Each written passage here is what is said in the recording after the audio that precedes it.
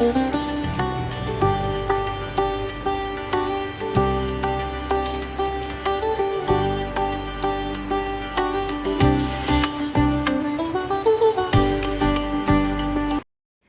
श्री कृष्णा, राधे राधे। कैसे हैं आप सब लोग? आई होप सब अच्छे होंगे, सब एकदम स्वस्थ होंगे, मज़े में होंगे।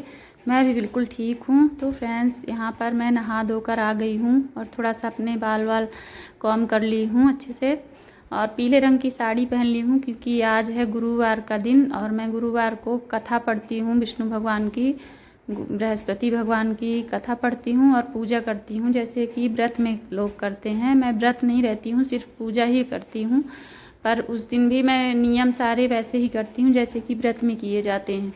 तो यहाँ पर तैयार हो गई हूँ, थोड़ा सा नेल पेंट लगा ली हूँ। जितना अच्छे से आप तैयार हो सकें तैयार हो सकते हैं। तो मैं ऐसे सिंपल सादा ही तैयार हुई हूँ, साड़ी पहन ली हूँ आज। तो यहाँ पर सबसे पहले मैं विष्णु भगवान की मतलब केले की जड़ की पूजा करूँगी और तुलसी माता की। तो यहाँ पर हल्दी डाल के थोड़े से चने की दाल और गुड़ लोटे में डाल लेती हूँ और फिर इनको स्नान करवाती हूँ अच्छे तरीके से। तो यहाँ पर मैंने आंगन में अपने लगा रखा है छोटा सा केले का पौधा।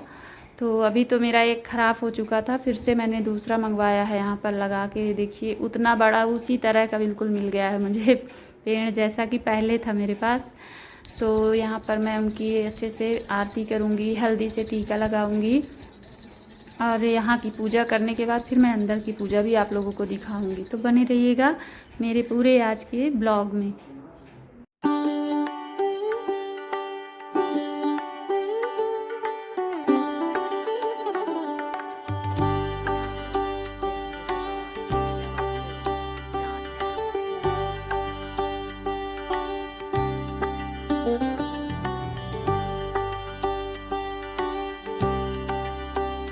तो यहाँ पर मैंने भोले बाबा को और अपने कान्हा जी को स्नान करवा दिया है अच्छे से, और उनको इत्र से मालिश कर दी थी और अपने कान्हा जी को अच्छे से कपड़े वपड़े पहना के बैठा दी हूँ ऊपर।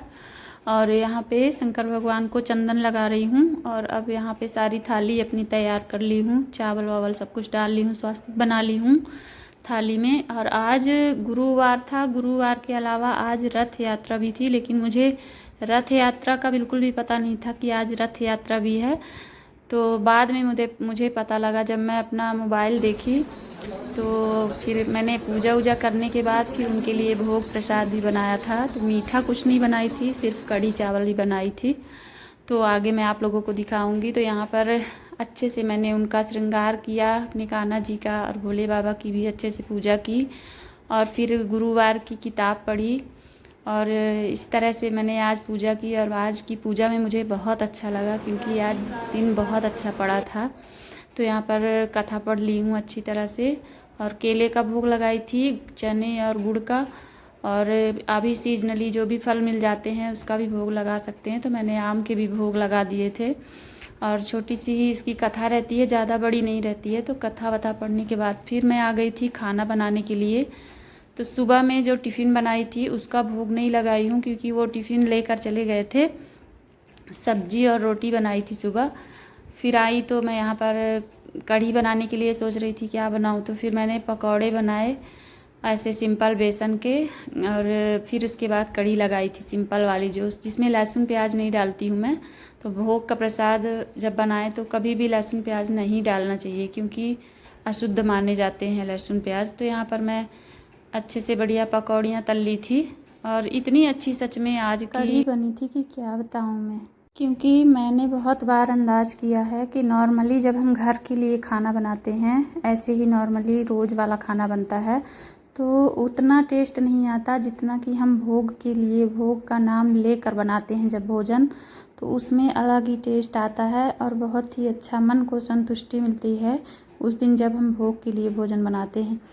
तो यहाँ पर मैंने सारी पकौड़ियाँ तल ली हैं अच्छे से, और सच में ये पकौड़ियाँ इतनी सॉफ्ट बनी थी कि मैं क्या ही बताऊँ।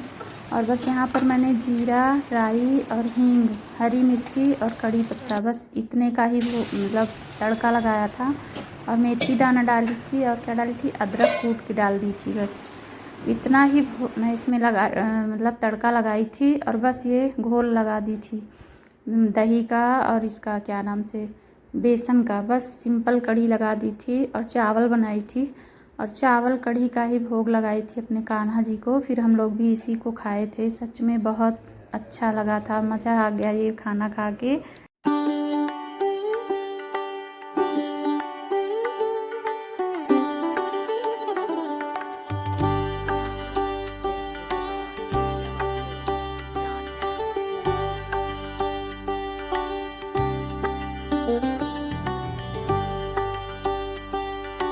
तो यहाँ पर कढ़ी अच्छे से जब पक गई थी तो मैंने इसमें पकौड़ियाँ डाल दी है और थोड़ी सी हरी धनिया ऊपर से डाल दी थी ताकि थोड़ा सा कलर भी देखने में अच्छा लगे और इसका टेस्ट भी अच्छा आता है कढ़ी में।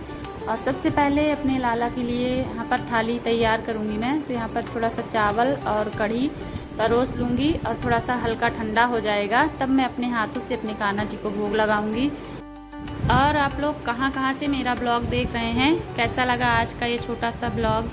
अगर आप लोगों को कुछ भी अच्छा लगा हो, थोड़ा सा भी आप लोगों को इंटरेस्टिंग लगा हो, पसंद आया हो कुछ भी, तो प्लीज़ कमेंट बॉक्स में एक कमेंट ज़रूर करिएगा। और ऐसे ही इंटरेस्टिंग वीडियो आप लोगों के साथ शेयर करूँगी और आगे भी। तो आप लोग को मतलब कुछ भी अच्छा लगा हो मेरे ब्लॉग में, जो भी पसंद आया हो, तो प्लीज़ कमेंट करके ज़रूर बताइएगा। और बस छोटा सा ही ब्लॉग था और फिर से आगे किसी नेक्स्ट ब्लॉग में मिलेंगे। तब तक के लिए बाय बाय।